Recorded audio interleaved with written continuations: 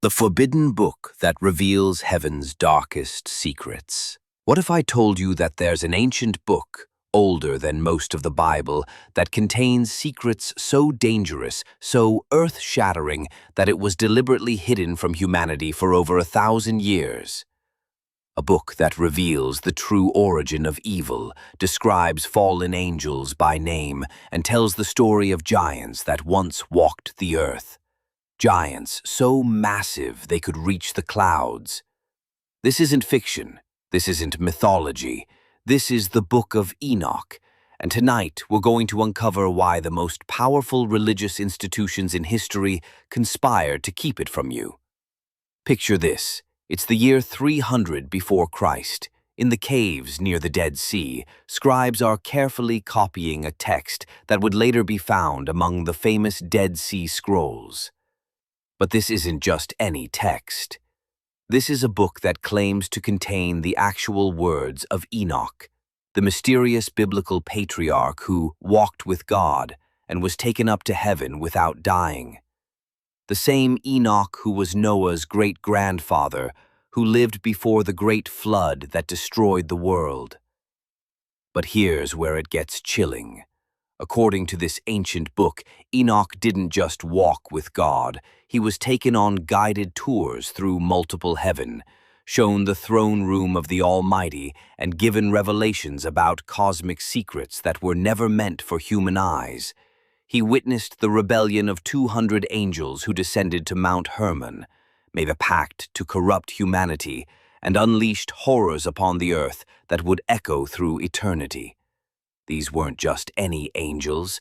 These were the Watchers, holy beings assigned to observe and protect humanity.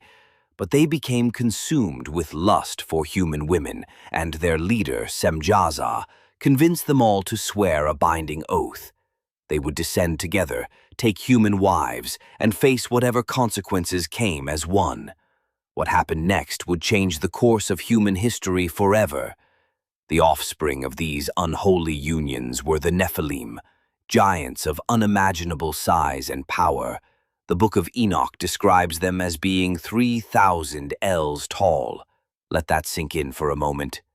That's approximately 4,500 feet, nearly a mile high. These weren't just large humans. These were walking mountains of flesh and bone that consumed everything in their path. But the corruption didn't stop there. The fallen angels began teaching humanity forbidden knowledge, the secrets of metallurgy and warfare, the arts of cosmetics and seduction, the mysteries of astrology and sorcery, knowledge that was meant to remain hidden until the end of time. And with each revelation, humanity fell deeper into darkness. Now here's what will shock you. This book was once considered scripture. It was quoted directly in the New Testament. Early Christians knew it, studied it, and believed it. So why don't you have a copy sitting next to your Bible? Why was it systematically removed, hidden, and suppressed by the very institutions that claim to seek truth? Today, we're going to explore the forbidden history of the Book of Enoch. We'll uncover the real reasons it was banned, examine the archaeological evidence that proves its ancient origins, and reveal the shocking connections between its prophecies and our modern world. We'll meet the fallen angels by name, learn about their specific crimes against humanity, and discover why their punishment continues to this day. But I must warn you, once you learn these secrets, you can never unknow them. The veil between the seen and unseen world will never look the same. Are you ready to discover what they didn't want you to know? The Watchers, heaven's greatest betrayal. Let's begin with the most shocking revelation in the Book of Enoch, the true story of the Watchers. These weren't demons or evil spirits, as many assume. They were holy angels, specifically assigned by God to watch over humanity during its early development. Think of them as divine guardians, each with specific responsibilities and powers beyond human comprehension. The Book of Enoch gives us their names, something you won't find anywhere else in religious literature. The leader was Semjaza, but working alongside him were angels like Azazel, who would become infamous for his particular crimes against humanity. There was Barak-Ajal, who taught astrology, Kokabel, who revealed the secrets of the constellations, and Ezekiel, who showed humans how to read the clouds and predict weather patterns. But here's where the story takes a dark turn. During the days of Jared, that's Noah's grandfather, these 200 angels looked down from heaven and saw something that would corrupt them forever: the beauty of human women. The text describes their moment of temptation with chilling clarity. And the angels, the children of the heaven, saw and lusted after them, and said to one another, "Come, let us choose us wives from among the children of men, and beget us children." Now, Semazar wasn't stupid. He knew this was forbidden. He knew the consequences would be severe. So he made a proposal that would seal all their fates. "I fear ye will not indeed agree to do this deed, and I alone shall have to pay the penalty of a great sin." So they all swore an oath together on Mount Hermon, a mountain whose very name means oath or curse in Hebrew.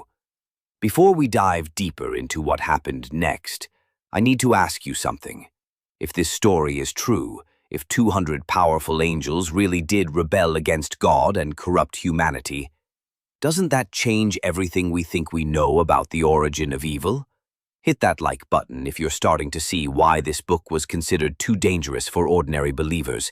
And make sure you're subscribed because we're just getting started. The Nephilim, when giants ruled the earth. What happened when immortal angels mated with mortal women? The result was the Nephilim, and the Book of Enoch's description of these beings will haunt your dreams. We're not talking about humans who were just unusually tall. According to the text, these giants were 3,000 ells in height. To put that in perspective, that's roughly 4,500 feet tall, nearly a mile high. Imagine looking up and seeing a being whose head disappeared into the clouds, whose footsteps could crush entire villages, whose voice could be heard for miles. These weren't just physical giants, they were abominations that consumed everything in their path. The Book of Enoch describes how they consumed all the acquisitions of men, eating all the food that humans could produce. But when human agriculture couldn't sustain them anymore, something even more horrifying happened. The text tells us, "And when men could no longer sustain them, the giants turned against them and devoured mankind. And they began to sin against birds and beasts and reptiles and fish, and to devour one another's flesh and drink the blood." Think about that for a moment. These weren't just hungry giants.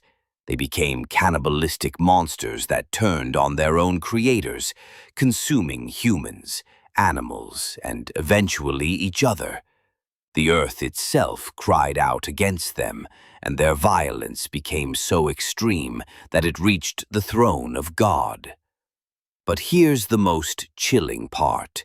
According to the Book of Enoch, when these giants died, their spirits didn't simply disappear. They became the demons that continue to plague humanity to this day. The text explicitly states, "Evil spirits have proceeded from their bodies, because they are born from men, and from the holy watchers is their beginning and primal origin."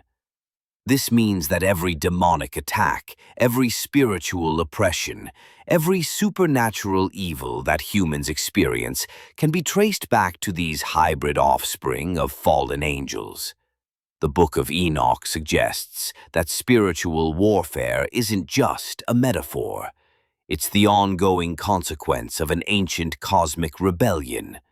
Now, before we continue, check the description box below. I have attached a link to the complete Book of Enoch. It comes in two formats, the Kindle and paperback versions. Grab your copy today and read it. You will discover a lot of things hidden from plain sight. Now, let's continue. The Forbidden Knowledge, Secrets that Corrupted Civilization. The corruption didn't stop with the Nephilim. The fallen angels began systematically teaching humanity knowledge that was meant to remain hidden until the end times. And when you read the specific details, you'll understand. Now, you might think, what's so dangerous about makeup? But consider this from the perspective of the ancient authors. They saw cosmetics as tools of deception and seduction, ways to artificially enhance beauty to lead others into temptation. In their worldview, Azazel wasn't just teaching beauty techniques.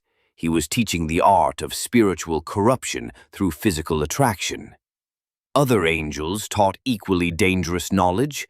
Semyaza revealed enchantments and root cuttings, essentially sorcery and what we might call pharmacology or drug making.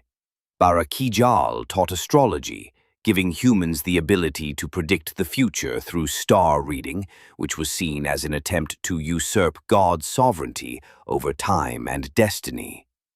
The Book of Enoch presents these teachings as the root cause of human civilization's corruption. Before the Watcher's intervention, humanity lived in relative innocence. After their teaching spread, the earth became filled with violence, deception, and spiritual darkness. The divine response: judgment and imprisonment. When the archangels Michael, Uriel, Raphael, and Gabriel witnessed the chaos unleashed by the Watchers, they brought the matter before God. The divine response was swift and terrible. Each fallen angel received a specific punishment that reveals the justice and severity of their crimes. Azazel's punishment was particularly graphic. Bind Azazel hand and foot, and cast him into the darkness, and make an opening in the desert, which is in Dudael, and cast him therein, and place upon him rough and jagged rocks, and cover him with darkness, and let him abide there forever, and cover his face that he may not see light. Semyaza and his associates were bound for 70 generations in the valleys of the earth. The giants were forced to fight each other until all were destroyed, and their spirits were condemned to wander the earth as demons until the final judgment. But here's what's truly remarkable. The Book of Enoch doesn't just describe these punishments as past events. It presents them as ongoing realities. These fallen angels are still imprisoned, still awaiting their final judgment. And their influence on human affairs continues through their demonic offspring and the corrupted knowledge they introduced. I know this is heavy stuff, but stay with me because we're about to uncover why this book was systematically removed from the Bible. If you're finding this as mind-blowing as I am, smash that like button and hit the notification bell. Trust me, you don't want to miss what's coming next. The suppression. Why the church hid this book. Now we come to perhaps the most controversial part of our story. Why was the Book of Enoch systematically removed from the biblical canon? The official reasons given by early church authorities seem reasonable, but when you dig deeper, more troubling possibilities emerge. The Book of Enoch presents a view of reality that challenges some fundamental assumptions about the nature of evil, the role of supernatural beings in human affairs, and the extent of divine revelation available to humanity. First, consider the theological implications. If the Book of Enoch is true, then evil didn't originate solely from human free will in the fall of Adam and Eve. Instead, it came from a cosmic rebellion that introduced supernatural corruption into the very fabric of reality. This suggests that humans are not just struggling against their own sinful nature, but against powerful spiritual forces that have been actively working to corrupt and destroy humanity for millennia. This view makes spiritual warfare not just a metaphor, but a literal, ongoing conflict between the forces of heaven and the imprisoned but still influential fallen angels. It suggests that some of the evil we see in the world has supernatural origins that go far beyond human responsibility. Second, the book's detailed angelology and cosmology presented challenges to emerging orthodox doctrine. Early church leaders were trying to establish clear, simple teachings that could be understood and followed by ordinary believers. The Book of Enoch's complex descriptions of multiple heavens, detailed angelic hierarchies, and intricate cosmic geography may have been seen as unnecessarily complicated or potentially misleading. But there's another possibility that's more disturbing. The Book of Enoch may have been suppressed because it revealed too much.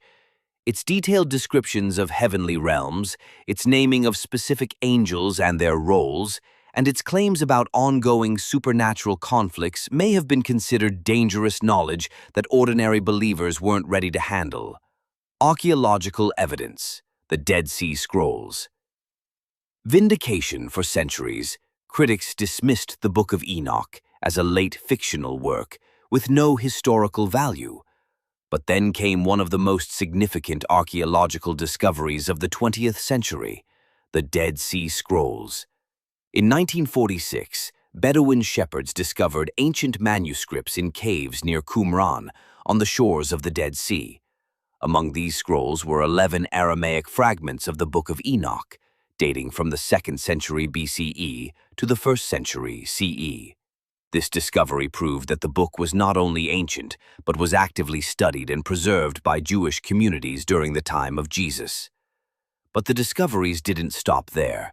Recent advances in artificial intelligence have revolutionized our understanding of these ancient texts. A new AI program, coincidentally named Enoch, has been analyzing high-resolution images of the Dead Sea Scrolls, examining microscopic features of handwriting to determine more precise dates. The preliminary findings are shocking. Some of the scrolls, potentially including Enochic fragments, may be even older than previously thought, possibly dating back to the late 4th century BCE. This pushes the origins of the Book of Enoch closer to the time periods it claims to describe, and suggests that its influence on Jewish thought was even more significant than scholars previously believed. Modern relevance, ancient prophecies, and contemporary events. Perhaps the most unsettling aspect of the Book of Enoch is how relevant its ancient prophecies seem to our modern world. The book describes a time when forbidden knowledge would lead to unprecedented destruction, when the earth would be corrupted by violence and deception, and when supernatural forces would work behind the scenes to manipulate human affairs. Consider Azazel's teachings about metallurgy and warfare. The Book of Enoch presents the knowledge of weapon-making as one of the primary corruptions introduced by fallen angels. In our age of nuclear weapons, biological warfare, and increasingly sophisticated tools of mass destruction, this ancient warning takes on new significance. Or consider the book's warnings about the corruption of knowledge itself. The fallen angels didn't just teach humans how to make weapons. They taught them sorcery, astrology, and other forms of what the text considers corrupted wisdom. In our information age, where truth and falsehood are increasingly difficult to distinguish, where conspiracy theories spread faster than facts, and where technology is used to manipulate and deceive, these ancient warnings seem remarkably prescient. The Book of Enoch also describes a time when the boundaries between the natural and supernatural worlds would become increasingly blurred. It speaks of signs and wonders, of supernatural beings manifesting in the physical realm, and of cosmic conflicts that would affect earthly affairs. For those who believe we're living in the end times, these descriptions seem to match contemporary reports of unexplained phenomena, supernatural encounters, and what some interpret as increasing spiritual warfare. We're approaching the end of our journey through this forbidden book, but before we conclude, I want to hear from you. Have you ever encountered anything that made you wonder if there are supernatural forces at work in our world? Drop your thoughts in the comments below, and don't forget to subscribe if you want to explore more hidden truths that challenge everything we think we know. The Ethiopian Connection, where the book survived. While most of the Christian world rejected the Book of Enoch, there's one remarkable exception: the Ethiopian Orthodox Tewahedo Church. This ancient Christian tradition, which traces its roots back to the 4th century CE, has always included the Book of Enoch in its biblical canon. This isn't just a historical curiosity, it's the reason we have the most complete version of the book today. While fragments survived in Aramaic, Hebrew, and Greek, the full text was preserved only in Ge'ez, the ancient liturgical language of Ethiopia. When European scholars first encountered this complete version in the 18th century, it revolutionized our understanding of early Jewish and Christian literature. The Ethiopian preservation of the Book of Enoch raises fascinating questions. Why did this particular Christian tradition maintain a book that the rest of Christianity rejected? What did they understand about its value that others missed? And what does their continued reverence for the text tell us about alternative streams of Christian thought that developed independently of European and Middle Eastern traditions? The prophecy of the Son of Man. One of the most remarkable sections of the Book of Enoch is its detailed prophecy about a figure called the Son of Man, the elect one and the righteous one. This figure is described as pre-existing before creation, sitting on a throne of glory and executing judgment upon both the wicked and the fallen angels. The parallels between this Enochic Son of Man and the New Testament descriptions of Jesus are striking. Both are described as pre-existent heavenly beings, both are associated with final judgment, and both are given authority over all creation. The Book of Enoch describes this figure in terms that would later become central to Christian theology. And there I saw one who had a head of days, and his head was white like wool, and with him was another being whose countenance had the appearance of a man, and his face was full of graciousness, like one of the holy angels. This raises profound questions about the relationship between Enochic literature and early Christian thought. Did the authors of the New Testament draw upon Enochic traditions when describing Jesus? Or do both texts point to the same divine reality, revealed through different channels? The fact that this messianic figure appears in a pre-Christian Jewish text adds layers of complexity to our understanding of how messianic expectations developed in the ancient world. Conclusion. As we reach the end of our journey through the forbidden pages of the Book of Enoch, we're left with more questions than answers. This ancient text, hidden for centuries and dismissed by mainstream Christianity, contains revelations that challenge our understanding of reality itself. We've seen how 200 angels fell from grace, how their offspring terrorized the ancient world, and how their forbidden teachings corrupted human civilization. We've explored the archaeological evidence that proves the book's antiquity and the theological reasons for its suppression. We've examined its prophecies about the end times and its remarkable preservation through Ethiopian Christianity. But perhaps the most important question isn't whether every detail in the Book of Enoch is literally true. Perhaps the real question is what this text reveals about the cosmic conflict between good and evil that continues to rage around us. If the Book of Enoch is right, then we're not just dealing with human evil, we're caught in the middle of a supernatural war that began before recorded history. The demons that plague humanity aren't just metaphors for psychological struggles, they're the actual spirits of the Nephilim, still seeking to corrupt and destroy. The knowledge that leads to violence and deception isn't just human innovation. It's the ongoing influence of fallen angels who taught forbidden secrets to our ancestors. So I leave you with these questions. If powerful beings really did rebel against God and corrupt humanity with forbidden knowledge, what does that mean for how we understand the evil in our world today? If the Book of Enoch was suppressed because it revealed too much truth, what other secrets might be hidden in the texts that didn't make it into our Bibles? And if we're really living in the end times that Enoch prophesied, What signs should we be watching for? The Book of Enoch doesn't just tell us about the past, it warns us about the future. The question is, are we listening?